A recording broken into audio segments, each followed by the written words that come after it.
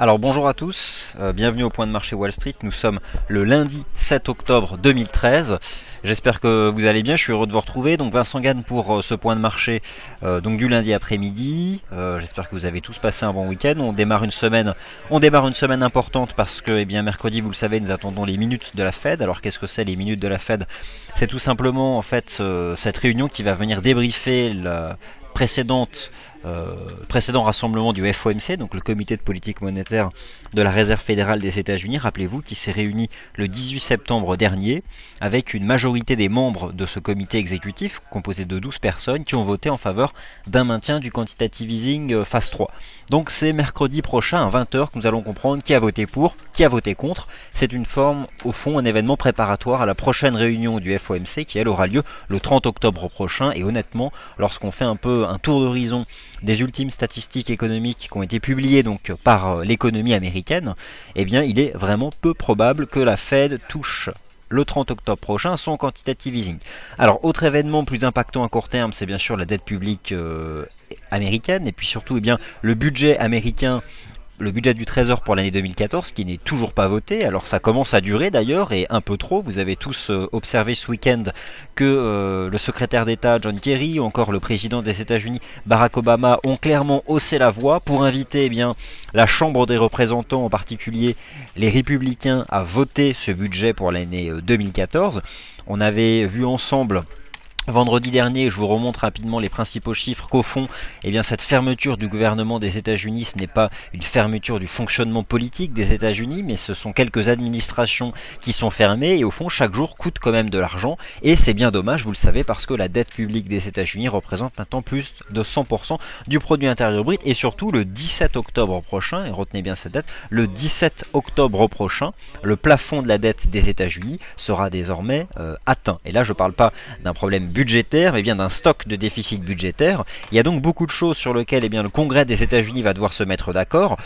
Première étape, voter ce budget pour l'année 2014, que le Congrès des États-Unis puisse s'attaquer au relèvement du plafond de la dette. C'est pour ça au fond que chaque jour qui passe, ça coûte de l'argent, mais c'est aussi un challenge politique, parce qu'il va falloir très rapidement commencer à s'atteler à rehausser ce plafond de la dette des États-Unis. Quelques chiffres sous les yeux que je vous ai présentés vendredi dernier qui vous rappellent qu'au fond, cette fermeture du gouvernement américain, c'est pas très important, beaucoup d'administrations fonctionnent. Par contre, pour nous, analystes techniques, pour nous, investisseurs sur les marchés financiers, nous nous intéressons quotidiennement aux statistiques économiques, notamment en provenance des États-Unis, et il s'avère que la plupart de ces chiffres économiques sont fournis par l'État fédéral des États-Unis, et notamment certaines institutions, notamment le département du travail, qui chaque mois, chaque premier vendredi du mois, vous donne les créations d'emplois aux États-Unis hors secteur agricole, et ces chiffres, nous les attendions vendredi dernier, vendredi 4 octobre à 14h30, et ils n'ont toujours pas été publiés. Alors on va essayer de comprendre ce qui nous attend lors des toutes prochaines heures. Pour l'instant, de toute façon, c'est toujours un blocage au Congrès des États-Unis, et ça commence à durer, ça commence déjà à peser sur les marchés financiers. Vous avez tous remarqué qu'on observe un certain nombre de mouvements, notamment une force relative du yen japonais. Par contre, au niveau des rendements obligataires, c'est toujours la détente, mais au fond, c'est toujours la détente sur les rendements parce que le marché paye des obligations, et au fond je me demande si ces achats du yen japonais, ces achats d'obligations ne sont pas au fait le point de départ d'une stratégie un peu de couverture pour les prochaines semaines face à des actifs risqués qui, eux, notamment le marché des actions, et vous avez peut-être déjà observé le décrochage des actions japonaises depuis quelques séances, s'exposerait donc à une baisse peut-être plus prononcée, une baisse qui pourrait s'inscrire dans un cadre moyen terme. Et d'ailleurs, on va commencer ce point de marché par l'étude des graphiques hebdomadaires pour bien comprendre cela, et ensuite on regardera les graphiques journaliers, et pour cela je me laisserai guider comme d'habitude par vos commentaires. Alors première chose que nous allons faire, alors déjà je tiens à vous remercier, vous avez été très actifs dans le forum. Nous rencontrons aujourd'hui, vous l'avez remarqué, un petit souci technique, ce qui fait que vous n'avez pas autant d'analyses que d'habitude sur le site. Par contre, nous avons publié sur le forum. Lors des toutes prochaines heures, ce souci sera réglé et vous allez retrouver la production d'analyse habituelle. Ne vous inquiétez pas. Dans tous les cas de figure, je vous invite à retrouver ici la synthèse de nos opinions. Ici, vous avez la synthèse des opinions d'Adrian qui renvoie vers ses principaux graphiques. Téléchargez ici la disposition graphique d'Adrian. Ici, vous avez mes graphiques journaliers. Je vous donne le lien vers cette page. N'hésitez pas donc à vous en servir. Voilà, donc ça je vous poste ça. Alors première chose qu'on va faire, puisque j'imagine que vous avez tous cette question en tête, lorsque vous allez sur le calendrier de statistiques économiques d'LIFX, et que nous trions, qu'est-ce qu'on observe demain? Quelque chose d'assez étonnant, puisque le gouvernement américain est fermé, et eh bien les statistiques du marché du travail américaine, les non-farm payrolls, elles sont eh bien, fournies par donc, le département du travail aux États-Unis. Ah bah je vois déjà que ça a été déprogrammé, donc tout va bien. Eh bien écoutez, non, ça a été déprogrammé, mais encore jusqu'à ce matin, eh bien, au mardi 8 octobre, vous aviez donc dans le calendrier économique des l'IFX la programmation des non-farm payrolls. Maintenant, elles ont été retirées du calendrier économique, mais vous allez comprendre pourquoi. En fait, tout simplement, demain, voilà, à 14h30, c'était la première date où, eh bien, selon Bloomberg, nous pouvions réavoir une publication de ces NFP. Donc, concrètement, en fait, on peut programmer les NFP tous les jours à 14h30, en partant du principe qu'à un moment ou à un autre, le département du travail va reprendre son travail, sauf au fond si le temps passe trop. Peut-être que nous devrions déjà nous inquiéter par contre pour les chiffres des créations d'emplois pour le mois d'octobre, celles qui seront publiées début novembre, parce que là, en fait, les jours actuellement ouvrés qui ne sont pas travaillés, ce sont bien ceux du mois d'octobre, et peut-être que le département du travail aux États-Unis, eh bien sera le BLS sera dans l'incapacité début novembre de nous fournir des chiffres. Donc au fond, on va continuer de s'intéresser aux chiffres publiés par la société privée ADP. Cette société ADP qui va être mise sur le devant de la scène puisque le service public américain ne fait pas son job. Aujourd'hui, nous sommes le lundi 7 octobre. Vous avez tous observé dans le calendrier économique, nous n'attendons aucune statistique d'importance. Aujourd'hui, c'est carrément une journée très faible sur le plan macroéconomique. Et d'ailleurs, si vous avez jeté un œil eh bien, au volume de transactions négociées sur l'indice CAC 40, nous n'avons a priori toujours pas passé le stade du milliard d'euros négociés, c'est extrêmement faible. Alors, lors des 2 dernières semaines, ce que j'observais déjà, c'était qu'il y avait en moyenne 2 fois plus de volume dans les journées baissières que dans les journées haussières. Dans tous les cas de figure, aujourd'hui est une journée assez atone sur le plan des volumes de transactions. Par contre, il y a quand même des mouvements et on va revenir sur ces éléments-là. Alors, le département du travail américain, vous avez sous les yeux le site de ce département du travail américain, le BLS. Et en fait, qu'est-ce qui se passe lorsque vous arrivez sur la page d'accueil? Ici, vous avez une spéciale notice, et en gros, qui vous dit que depuis le 30 septembre dernier, eh bien, à cause de la fermeture du gouvernement américain, le shutdown, eh bien, aucune mise à jour n'est réalisée. Alors, je vous donne le lien vers ce site puisqu'il doit être mis impérativement dans vos favoris. C'est bel et bien sur ce site que, eh bien, si jamais le gouvernement US et le BLS devaient se remettre à travailler, que nous aurions des annonces. Et vous constatez ici que dans les tout derniers chiffres disponibles sur ce site du département du travail des États-Unis d'Amérique, eh bien les derniers chiffres sont ceux du mois d'août. Nous n'avons pour l'instant aucune statistique concernant le mois de septembre, puisque ces statistiques concernant le mois de septembre sont publiées début octobre, et que depuis le 30 septembre, ce service-là ne travaille plus. Autre site tout à fait intéressant, il s'agit ici du site officiel du gouvernement des États-Unis. Et vous avez le même type de message avec ici un numéro à appeler pour avoir donc des réponses à des questions. Et concrètement, eh bien, le message est toujours le même à cause d'un manque de financement. Tout simplement, pas un manque de financement, mais à cause de l'absence de financement, lapse in funding. Tout simplement, ces services ne travaillent pas. Pourquoi? Parce que l'exercice budgétaire des États-Unis pour l'année 2014 a commencé le 1er octobre et qu'il n'a pas été voté. Et donc s'il n'est pas voté, l'enveloppe budgétaire est elle restée fermée. Elle contient l'argent, mais elle est fermée. Le site du gouvernement des États-Unis, le site du département du travail, nous enseigne donc que, eh bien, l'accord entre républicains et démocrates, a priori, n'est pas prêt d'intervenir, et cette situation de blocage pourrait durer quelques jours. Dans tous les cas de figure, la Réserve fédérale des États-Unis, même si c'est bel et bien une institution publique américaine, elle est ouverte, et nous attendons donc mercredi à 20h les minutes de la Fed qui sont très importantes puisque c'est au fond la dernière réunion préparatoire. En tout cas, nous allons comprendre qui a voté pour, qui a voté contre le maintien du QE. Ça nous permettra en fait de mesurer l'état des forces entre les membres exécutifs de ce FOMC et notamment par exemple le vote de Janet Yellen ou encore d'autres membres importants. Je vous rappelle que Janet Yellen est annoncée à la tête de la Fed à partir de la fin du mois de janvier de l'année 2014. Donc concrètement, si on fait un peu le tour d'horizon des statistiques américaines pour la semaine, en importance moyenne et forte, eh bien vous allez voir que nous avons donc ici les minutes de la Fed, c'est donc mercredi 9 octobre à 20h. Bon, demain, il y a des données commerciales sur la balance commerciale. Et ensuite, c'est vraiment vendredi, la grosse journée, avec notamment ici les ventes au détail aux États-Unis pour le mois de septembre. Et ces données-là sont donc encore publiées. Voilà donc pour ce qui est des statistiques économiques importantes de la semaine. Ce que je vous propose maintenant, eh bien, c'est de passer... alors ici, Adrian vient de poster une analyse. Le yen sur haute surveillance. On va commencer ici par le yen. Voilà, donc il vous a publié ici une analyse, Adrian, en vous rappelant que l'USD yen est sur le fil du rasoir et notamment, de manière générale, c'est le dollar américain qui est sur le fil du rasoir. On va essayer de comprendre pourquoi et puis on va aller regarder ses pairs en yen. Alors on va passer sur la plateforme MarketScope. Alors je vous rappelle que si vous souhaitez avoir précisément cette disposition graphique, ces graphiques-là organisés par classe d'actifs, vous savez maintenant où le trouver. Si vous ne savez pas où le trouver, vous allez ici dans DailyFX, l'onglet Avis d'analyste, vous cliquez sur Tout voir. Et là vous allez sur l'onglet où vous reconnaissez ici donc ma photo et mon commentaire, vous cliquez ici, une fenêtre s'ouvre et ici vous avez ma disposition graphique en données journalières, vous cliquez ici et vous arriverez sur le post du forum pour la télécharger. Idem si vous vous intéressez au graphique d'Adrian, notamment je vous rappelle sa très belle stratégie haussière proposée sur l'AUD-NZD avec une divergence haussière en données hebdomadaires. Ce type de divergences déjà sont rares, en plus elle est très propre avec deux creux de marché, deux creux haussiers sur votre indicateur RSI en zone de survente sous le niveau du 30. Clairement l'AUD-NZD c'est une magnifique paire de devises à moyen terme.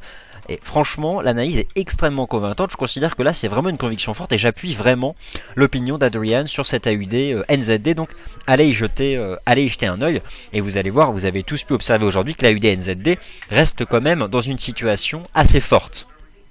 Alors, ici, sous vos yeux, quelques graphiques hebdomadaires. L'idée en fait c'est d'essayer d'envisager ce que pourraient être les prochaines semaines et au fond où sont les véritables risques sur ces actifs risqués.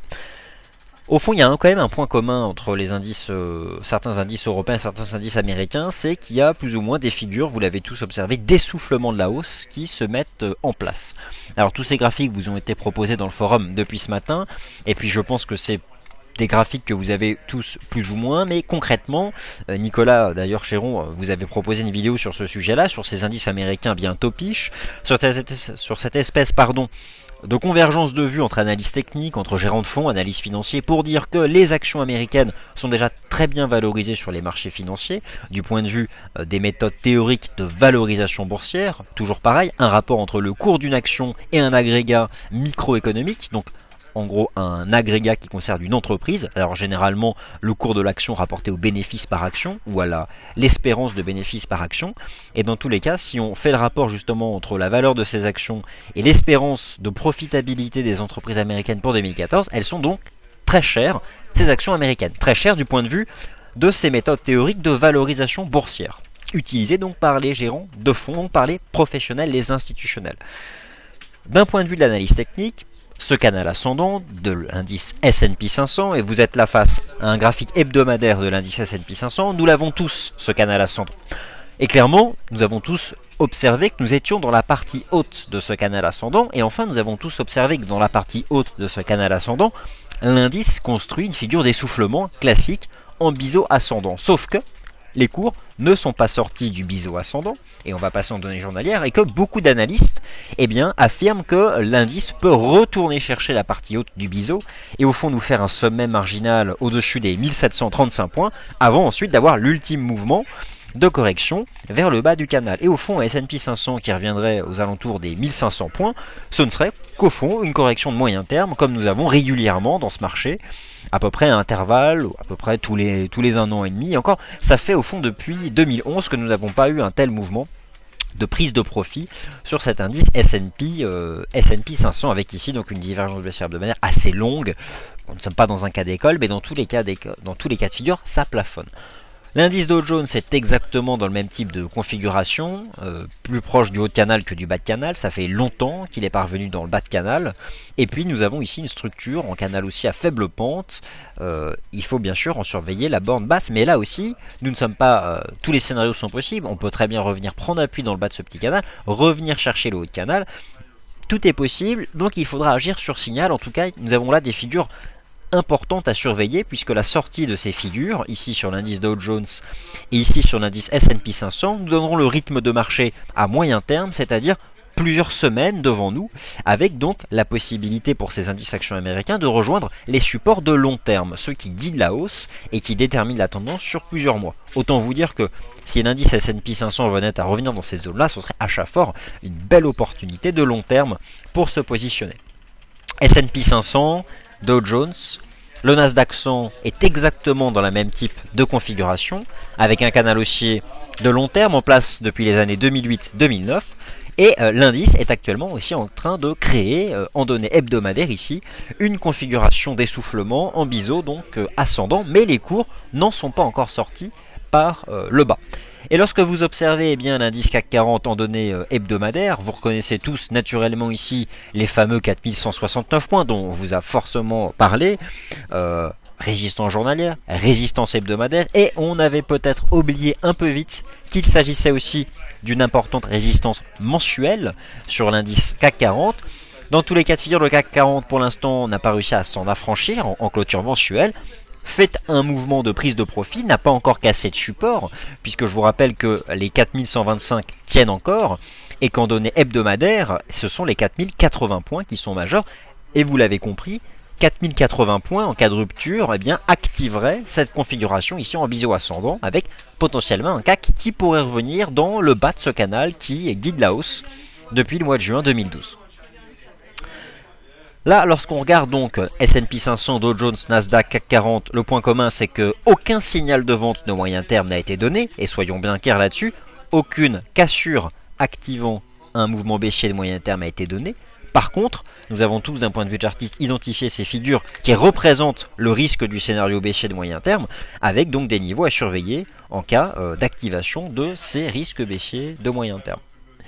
Par contre, et c'est là au fond où on voit la force des actions européennes et la force des actions du sud de l'Europe, ce que je vous présente sous les yeux maintenant, ce sont les graphiques des actions espagnoles et italiennes. Les actions espagnoles représentées ici par l'indice IBEX en données mensuelles, et vous pouvez observer la force de cet indice espagnol avec une magnifique clôture mensuelle qui a été faite en septembre dernier avec la rupture par l'IBEX de cette ligne de tendance baissière. Nous avons à peu près le même type de scénario ici sur les actions italiennes.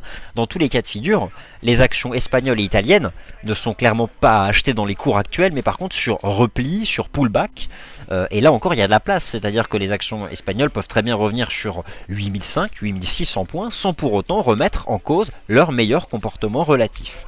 Dans tous les cas de figure, même ces actions extrêmement fortes et bullish ayant donné des signaux haussiers de fond, ont une capacité, une possibilité donc de pullback sur les signaux techniques positifs qui ont été donnés en septembre, qu'il s'agisse donc du MIB ou de l'IBEX.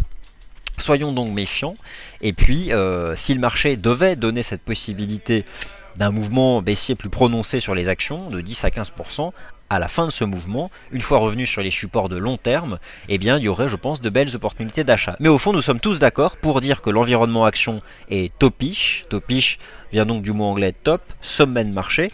Un environnement qui semble donc suracheté, autant du point de vue de l'analyse technique que du point de vue donc de la valorisation boursière.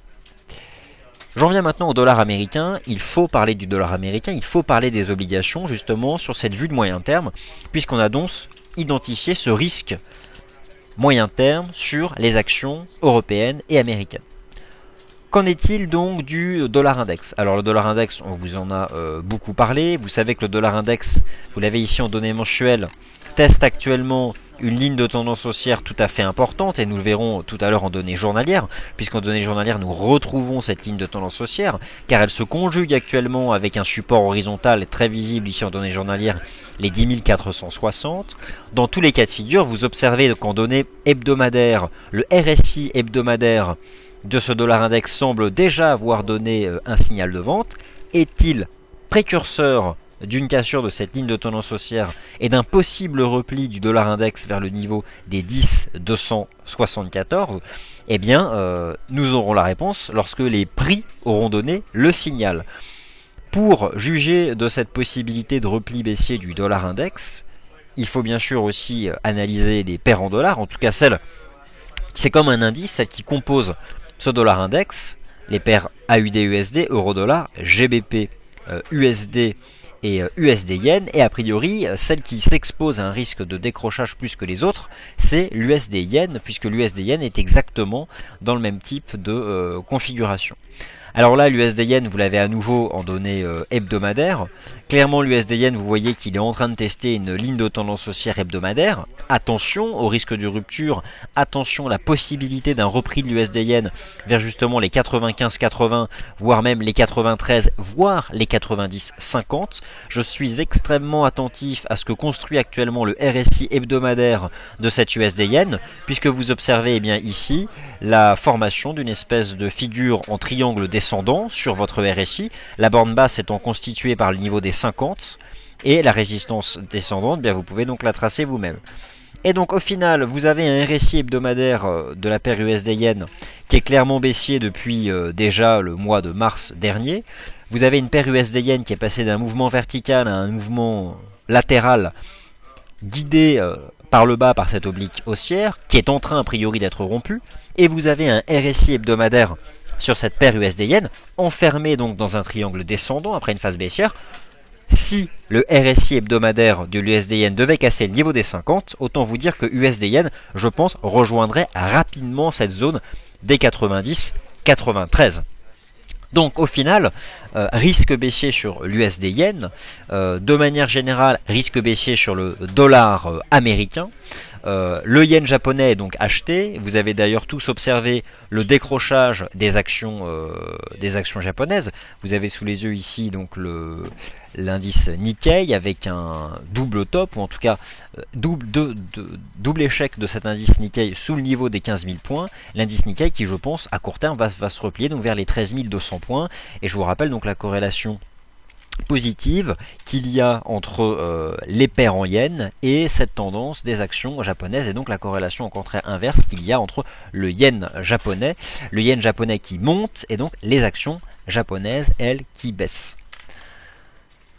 Alors pourquoi au fond le marché paye le yen japonais? S'agit-il d'une stratégie refuge à cause de cette image qu'a le yen d'actif refuge sur le marché d'échange, ou est-ce que le marché fait clairement confiance au gouvernement du Premier ministre Abe qui envisage à terme de désendetter le Japon en augmentant sensiblement les recettes budgétaires avec la hausse notamment de la TVA au Japon, hausse qui sera progressive, et je vous rappelle que la dette publique japonaise représente plus de 200% du produit intérieur brut, d'où la nécessité pour ce pays de tendre vers l'équilibre budgétaire. Dans tous les cas de figure, le marché paye du yen, le marché paye des obligations. Vous avez tous observé la poursuite de la détente des rendements allemands et des rendements américains à 10 ans, et nous avons fait un tour d'horizon ici en données hebdomadaires des indices actions ayant identifié des figures potentiellement baissières sur ces marchés actions. Donc, quelque chose se met en place, pas de décrochage pour l'instant violent, mais clairement surveiller ce RSI hebdomadaire de la paire USD-Yen. Je pense que là, nous allons avoir des indications majeures.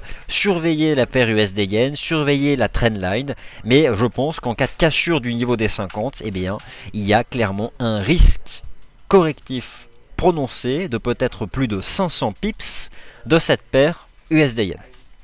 Donc là, c'est un baromètre majeur. Si vous ne l'avez pas chargé sur vos graphiques, je vous invite à le faire. Ça vous sera donc d'une grande aide. Quant au marché obligataire, ici ce que vous avez sous les yeux c'est donc un graphique du Bund, le contrat obligataire allemand donc à 10 ans, contrat de taux avec un mouvement inverse au rendement.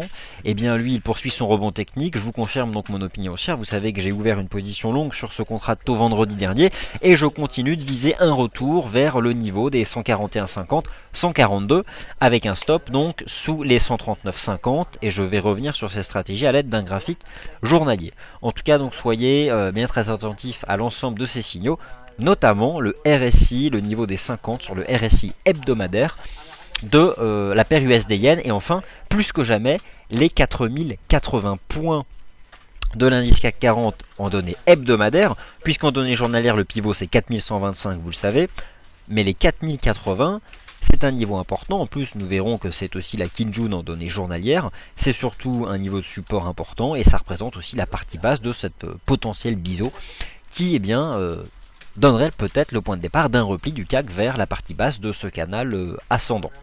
Donc le long terme n'est pas en danger, si on parle de plusieurs années reste haussier, c'est plus sur le moyen terme que porte un risque de baisse ici sur l'ensemble de ces actions. Alors maintenant on va passer en données journalières et puis nous allons donc regarder ça. Dans tous les cas de figure, je pense que les actions espagnoles et italiennes, si elles devaient donner la possibilité d'un repli, ce sont clairement celles-là qui s'achètent. Alors, ici vous retrouvez le Bund, c'est la stratégie haussière que je vous ai proposée en fin de semaine dernière. Je ne sais pas si j'avais été suivi sur ce sujet-là. J'avais été donc débouclé sur l'indice CAC 40, j'ai été assez transparent par rapport à ça, rappelez-vous, hein, où j'ai en effet cru jeudi que le support des 4125 était emporté. Quel regret de m'être fait sortir vendredi à quelques points près et d'avoir vu le CAC refluer ce matin à l'ouverture. Dans tous les cas de figure, dans le cadre de cette stratégie de couverture que j'essaye justement de vous proposer, m'inquiétant du cadre moyen terme, donc des prochaines semaines, j'avais ouvert une position longue sur le Bund, je la tiens toujours, et pour info, je n'ai pas touché à mon stop, toujours positionné donc sous ce niveau donc des 139,50. Objectif, toujours un retour du Bund, du contrat obligataire allemand vers le niveau des 142, 50% de toute la baisse entre le 2 mai dernier et le 6 juin dernier. Donc cette stratégie n'a toujours pas changé, je la confirme sur ce contrat allemand Bund. Vous l'avez compris, sur le dollar index, vous retrouvez ici donc la ligne de tendance haussière de moyen terme dont je vous parlais, qui est actuellement testée. Alors ce matin sur le forum, on a beaucoup discuté sur y a-t-il ou pas sur ce dollar index comportement du dollar américain face à un panier de devises, 25% USD Yen, 25% GBP USD, 25% euro dollar et 25% AUD USD. Y a-t-il divergence haussière ou pas? Alors là c'est important puisqu'on va revenir sur quelques fondamentaux théoriques justement de l'identification de ces divergences. Alors qu'est-ce que nous pouvons actuellement dire de cet indicateur RSI en données journalières du dollar index? Utilisons les bons mots. Y a-t-il divergence haussière pleinement active? Voici ma réponse, elle est négative. Ma réponse est non. Il y a ici sous vos yeux une divergence haussière potentielle.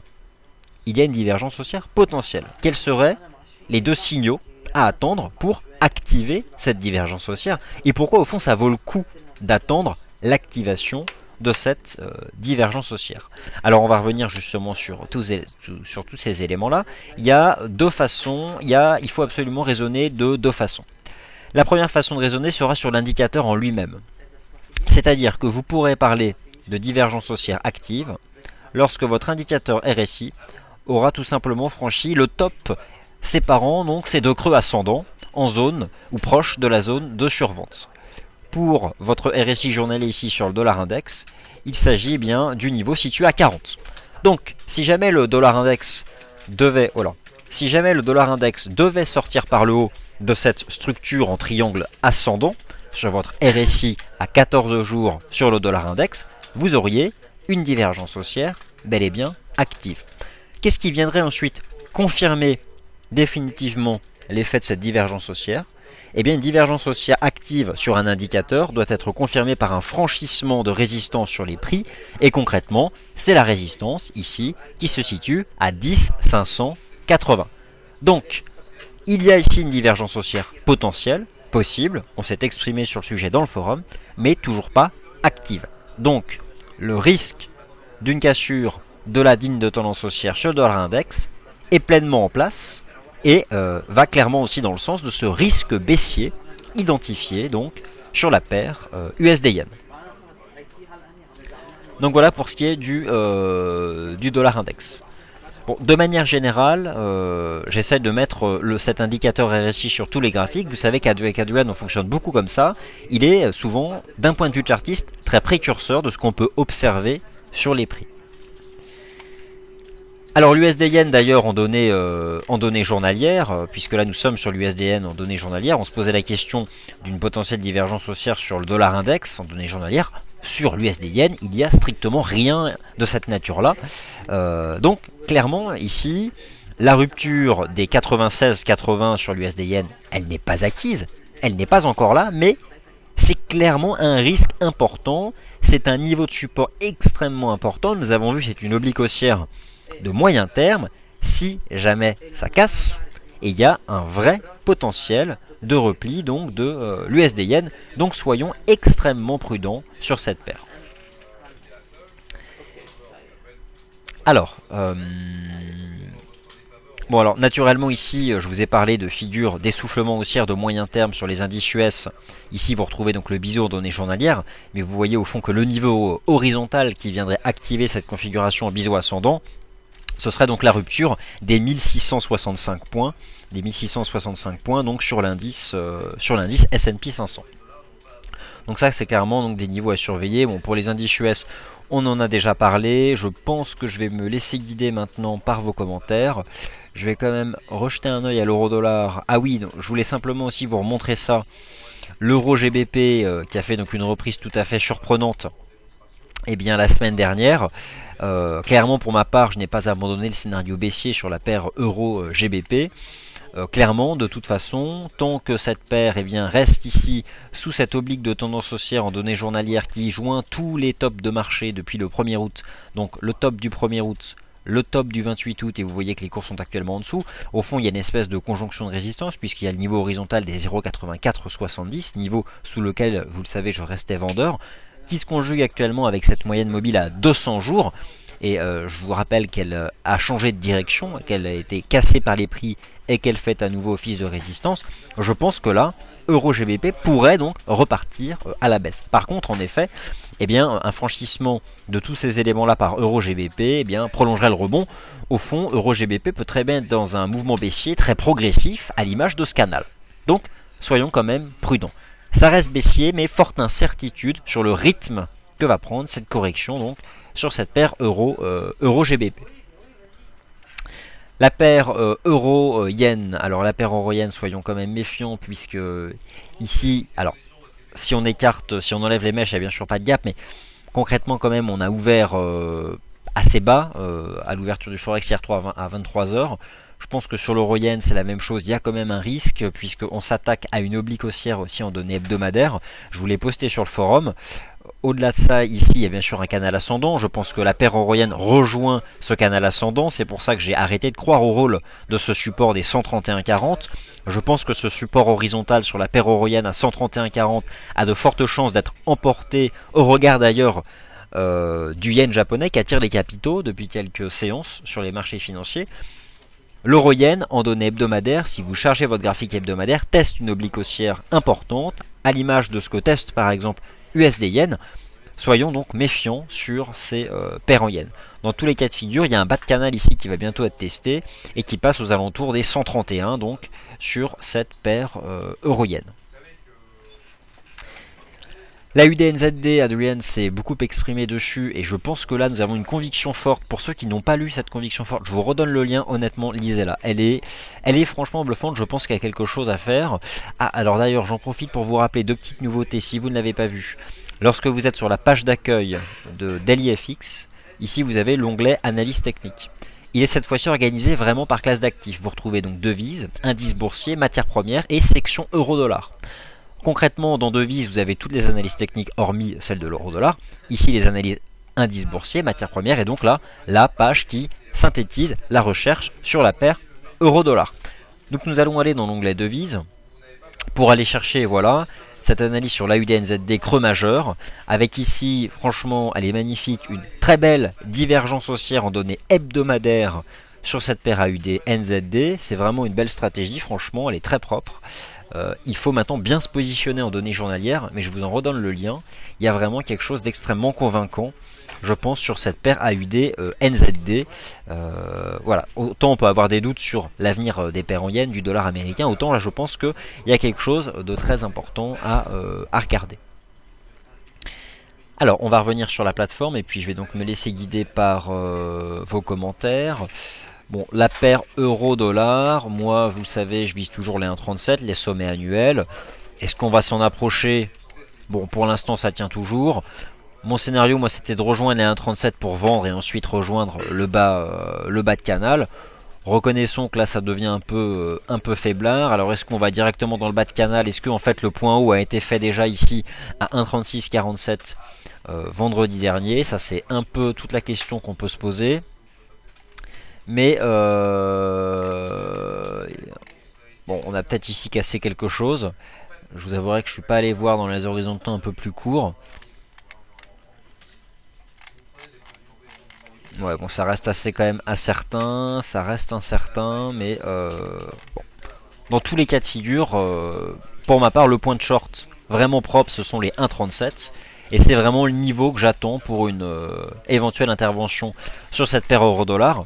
Mon scénario étant clairement donc un test de cette zone là sur l'euro-dollar, un retour dans le bas de canal, ou en tout cas un premier rejet, voire ensuite potentiellement qu'on mette en place les conditions graphiques pour franchir les 1,37 et aller chercher donc ces 1,39. Par contre là vraiment qui serait un obstacle de moyen terme. En tout cas pour l'instant ce n'est clairement pas acquis, mais méfiance, il y a de toute façon une possibilité pour la paire euro-dollar d'aller chercher le bas de ce canal.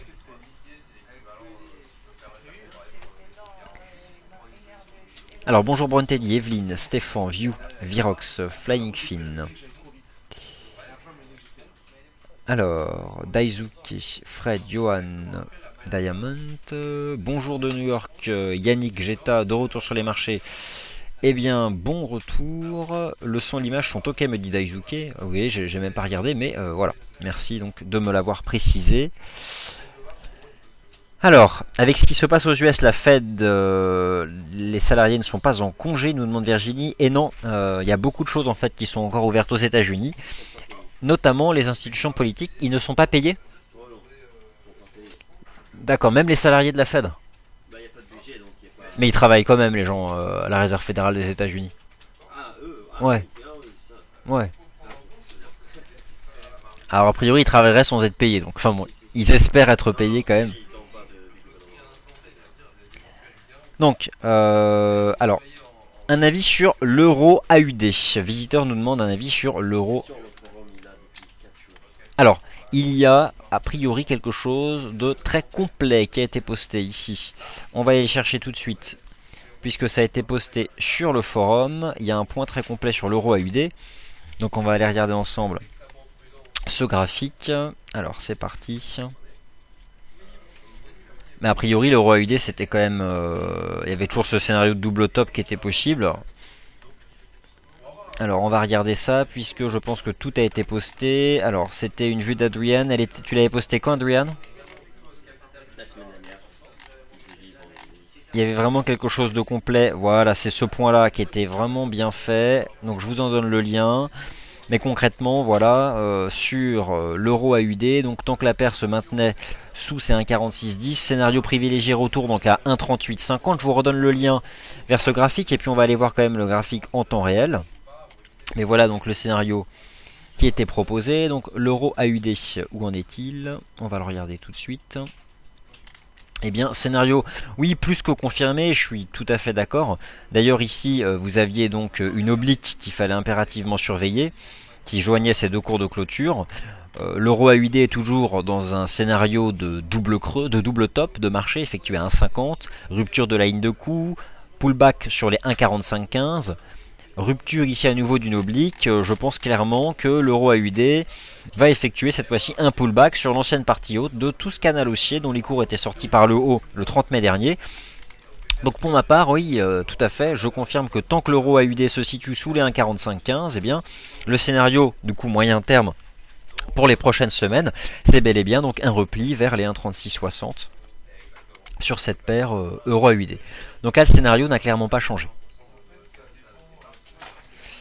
Alors bonjour Maurice, bonjour Galant. Alors en effet, alors Galant nous dit si nous franchissons les 1,36, nous casserons les plus hauts 1,3750. Même ce faux départ à la baisse prépare une baisse vers 1,34 et ensuite 1,30.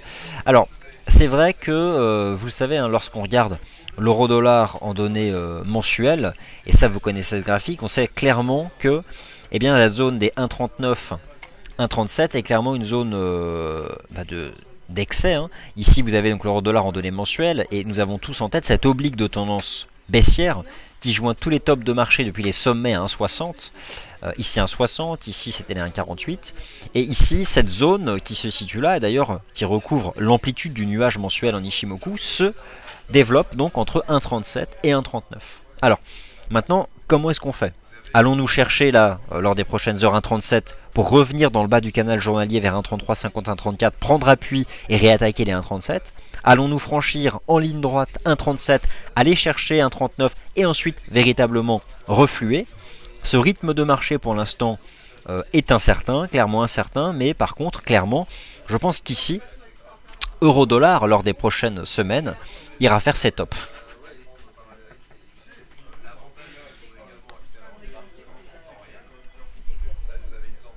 Alors, Ludo nous parle. Alors sur l'or, Market Profile en H1 nous dit clairement que les cours vont rejoindre 1323 entre aujourd'hui et la fin de semaine. Alors, rejoindre 1323 entre aujourd'hui et la fin de semaine. 1324 par contre. Oui, bah alors là, de toute façon, l'once d'or. L'once d'or, c'est quand même assez compliqué. Puisque là, clairement, les 50%, on les a cassés puis réintégrés. Alors, est-ce qu'on a toujours, un espèce de canal comme ça au sein duquel évolue l'once d'or? Donc ça n'a pas véritablement changé. Bon, de toute façon, pour vraiment envisager un retour de l'once d'or vers les plus hauts, il y a quand même une résistance importante à 1362 à franchir. On sait que ce qui a permis au cours de se stabiliser, c'est les 1273 $, les 61,8% de retracement de toute la phase haussière entre le 28 juin et le 28 août. Et toujours, eh bien, la grande question est de savoir est-ce que ici, entre le 28 juin et le 28 août, l'once d'or a donné le point de départ d'un marché haussier qu'il retrace ici dans un deuxième temps pour repartir plus haut, ou est-ce qu'il s'agit en fait eh bien, d'une phase de rebond technique qui a été terminée avec reprise de la baisse? C'est difficile de répondre. De toute façon, d'un point de vue technique, les seuls éléments qui permettraient de répondre, ce sont les sommets les plus bas annuels et les sommets annuels. Clairement, pour savoir si l'once d'or a fini de consolider et peut faire bien de nouveaux plus hauts à moyen terme, il faut franchir les sommets du 28 août dernier. Et d'autre part, même d'ailleurs dans un décompte haussier ou une approche de rebond technique, rien n'empêche ce deuxième temps de hausse d'aller chercher le point bas de ce premier temps de hausse. Donc pour savoir si l'once d'or peut revenir à 1000 ou pas, il faut de toute façon donner le signal en cassant les plus bas annuels situés à 1178. Donc c'est compliqué d'avoir une vue de long terme sur l'once d'or. Mais à plus court terme, je pense que ce canal agit bien.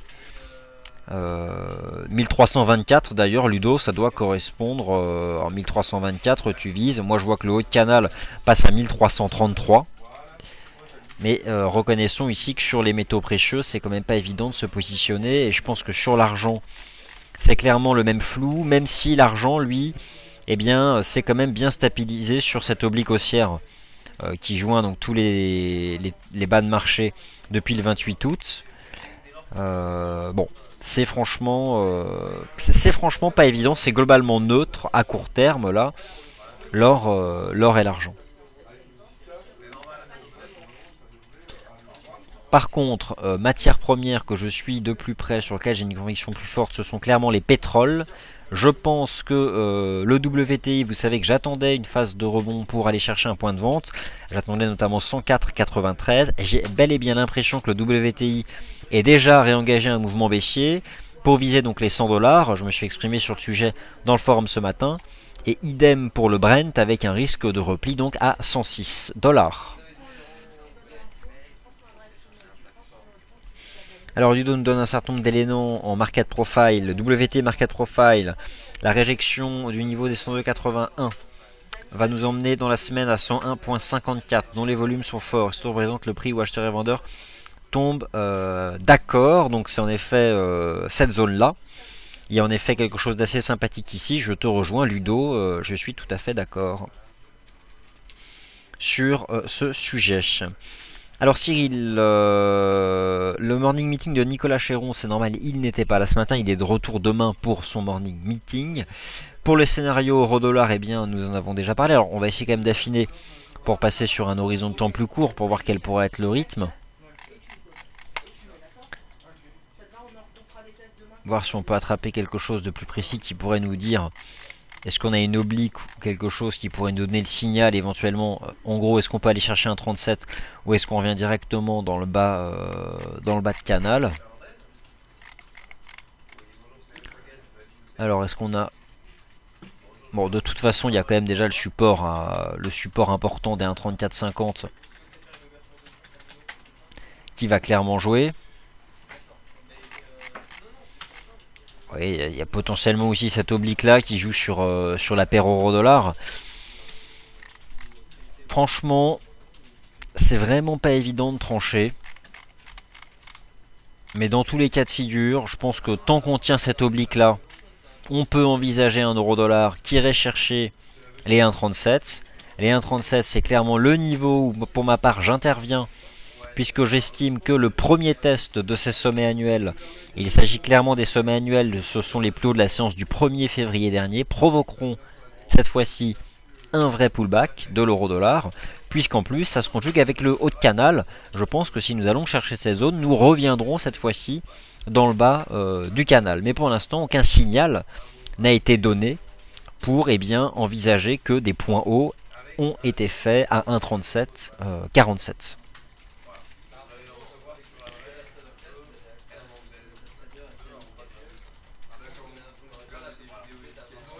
Cyril 256 nous donne plus de précisions sur ce que représente la dette japonaise. Et c'est en effet le peuple japonais qui détient la dette, mais la grande question, Cyril 256, c'est que la génération Japon n'est plus la même. Est-ce que les Japonais actuels sont prêts à détenir autant de dettes que leurs parents, leurs grands-parents? C'est tout l'enjeu d'ailleurs pour un Japon qui doit impérativement se désendetter, parce que je doute que la jeune génération japonaise soit prête à acquérir autant de dettes publiques. Et c'est pour ça que la hausse de la TVA devient un enjeu majeur pour ce pays. Alors Stéphane me dit nous avoir suivi donc sur le Bund. Donc pour l'instant pour le Bund, moi je n'ai pas touché. Je n'ai clairement pas touché au stop.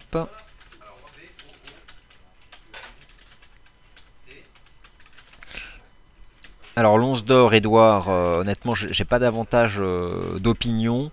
Je pense qu'Adrian s'est pas mal expliqué dessus dans le forum. Il nous a fait un certain nombre d'analyses assez précises. Moi c'est davantage sur le pétrole que j'ai des convictions fortes. On se répartit un peu les actifs de cette façon. Mais si vous retournez ici dans matières premières, il y a quand même un cadrage qui a été bien fait ici. Métaux précieux, la situation se complique. Donc je vous redonne cette analyse, Edouard. Voilà, vous avez quand même un beau panorama qui a été préparé ici sur l'or. Pour le roi UD, donc vous aviez donc cette analyse. Alors il y a un point de vente à 1330, nous précise Adrien, qui correspond donc au haut de canal que nous avons vu donc tout à l'heure. Visiteur pour le WTI en effet 100.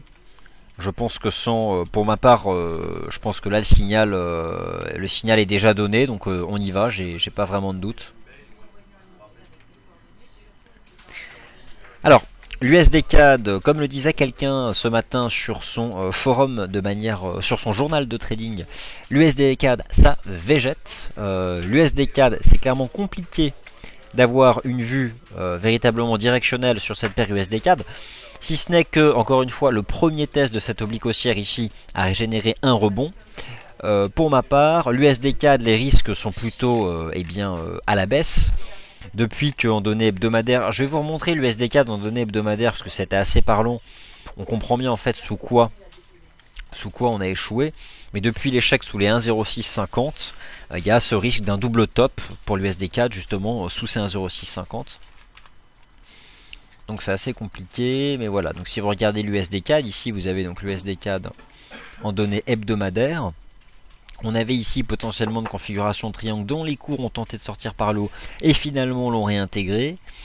Est-ce qu'on fait un double top ou pas? Je sais pas, mais on est clairement... ça végète, tout est plat. C'est coincé entre 1,04 et cette oblique haussière. Pour ma part, tant qu'on reste sous les 1,04... USD 4 sous les 1,04, il y a clairement un risque de retour sur les 1,0150. Donc je me méfierais et j'aurais plutôt une opinion plutôt négative à moyen terme pour les prochaines semaines, donc sur cette paire USD CAD. Vue négative tant que donc 1,04 fait office de résistance.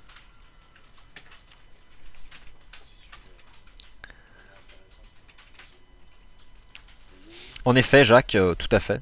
On ira chercher les 1,37 et je pense que de toute façon, on finira donc par aller chercher les 1,37.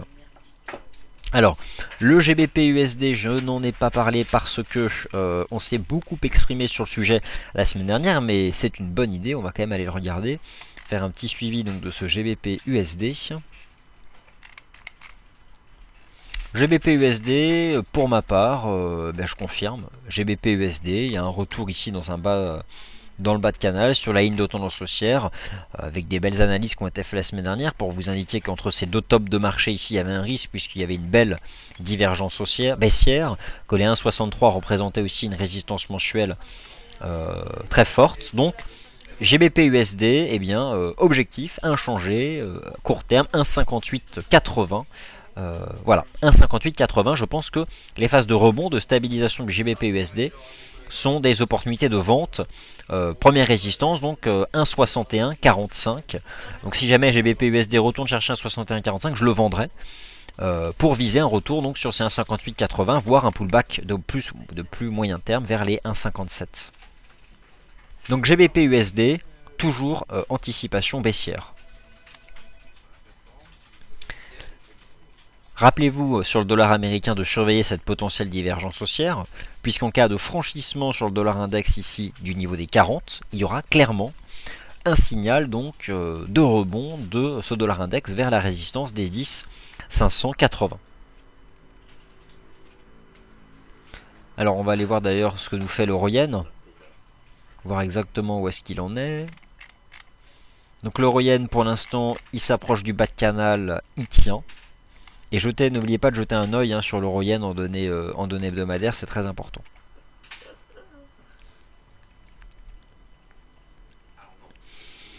Jérôme de Guadeloupe nous demande combien d'actifs on peut suivre régulièrement. Eh bien, ça dépend en fait.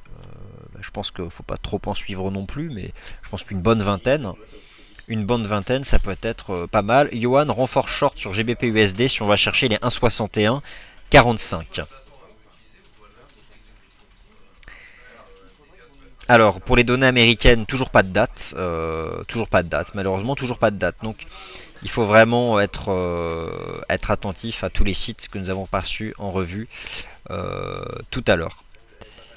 Alors, pourquoi les surnoms de ces paires de devises? Alors, le câble, c'est parce que pendant longtemps, je sais que les premiers câbles télégraphiques transocéaniques ont été posés dans les profondeurs donc, de l'océan Atlantique pour relier Royaume-Uni et États-Unis. Et c'est pour ça qu'on a surnommé la paire GBP-USD qui a longtemps été la plus active, le câble, en référence à ces câbles donc, qui reliaient donc, les États-Unis et la Grande-Bretagne, des câbles télégraphiques. Donc voilà, ensuite, si vous souhaitez savoir pourquoi le kiwi, pourquoi le câble, pourquoi encore la fibre, pourquoi tous ces surnoms de paires de devises, eh bien je vous invite à vous adresser directement à Romain Cap dans le forum, puisqu'il est au fait de toutes ces choses et il vous répondra. Mais pour le câble, je sais que c'est ça.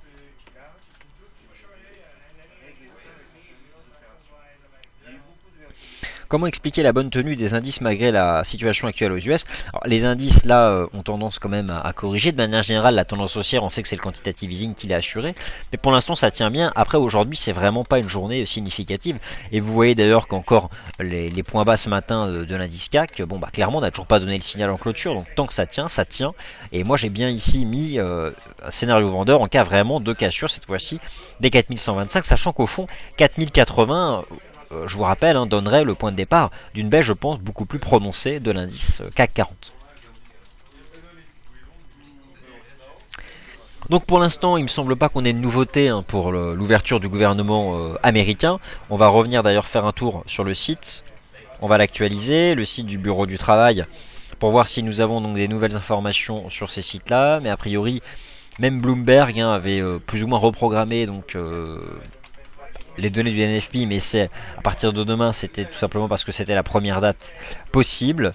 Mais vous voyez qu'a priori, pour l'instant, nous n'avons toujours pas donc de nouvelles. Et éventuellement, si vous parlez bien anglais, eh bien, vous pouvez appeler donc le 1 800 333 46 36 pour contacter le gouvernement américain et leur demander quand le département du travail, le BLS, va réouvrir. Bien sûr, dès qu'on a des news, elles seront postées dans Real Time News, notamment par nos analystes et collègues américains qui publient donc dans Real Time News. Surveillez donc ce marché, surveillez cette file d'informations. Nos analystes à New York sont clairement sur le pont, même pendant la nuit, en direct donc des États-Unis. Et vous savez, Adrian Raymond, analyste américain qui travaille pour le bureau français, eh bien, part et sera aux États-Unis la semaine prochaine, pour bien affiner justement le pont entre notre équipe ici à Paris et notre équipe à New York. Et d'ailleurs, il vous fera donc des points de marché Wall Street la semaine prochaine en direct du bureau américain. En anglais, il dit, ou bon, je sais pas s'il sera que en anglais, mais en tout cas, je pense qu'il essaiera de le faire en français. En tout cas, il ira nous chercher l'information la plus importante. Et Adrian, on n'a toujours pas de nouvelles pour le gouvernement US là. Toujours rien. D'après Adrian, nous n'aurons pas de nouvelles jusqu'à la semaine prochaine.